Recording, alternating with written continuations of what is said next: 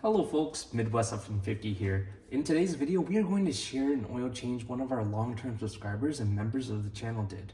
Honda Farm 307 has a 2008 Honda Accord 2.4 liter that is now 365,000 miles.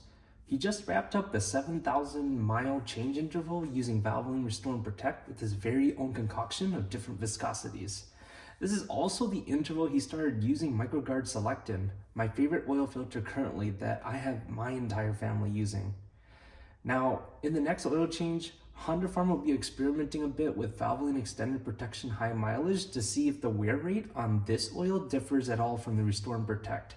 He will also be using MicroGuard Select again. Now, the cool thing about Honda Farm's recent oil change is he actually saved and cut open the MicroGuard Select filter. He then took pictures of it side by side with the Purelator 1 filter he previously used in the same vehicle. Check it out. Here's a side-by-side picture of the filters. You can see quite a few differences, including the height of the filters.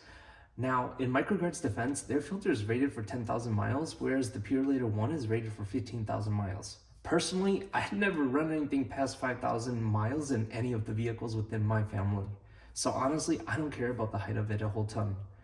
Now, let's take a look at the threading between the two filters. You can clearly see that you get more threads on the MicroGuard. It also looks cleaner, something I really think makes a difference when you're installing your filter. I remember installing one of these on my brother's TLX recently, and it threads on much easier than the Purelator he ran before that. Alright, now here's a different angle of the filters. You can clearly see the difference in the glue work between the two filters. That MicroGuard looks brand new. Alrighty folks, well, at any point in the video you noticed anything or would like to share with Honda Farm, put it in the comments.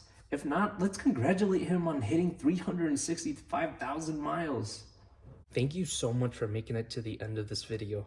On this channel, I'm on a mission to reach 500,000 miles on my 2021 F-150. Along the way, you can expect regular updates, in-depth product reviews, live streams, and more. Subscribe now to stay up to date and be part of the journey.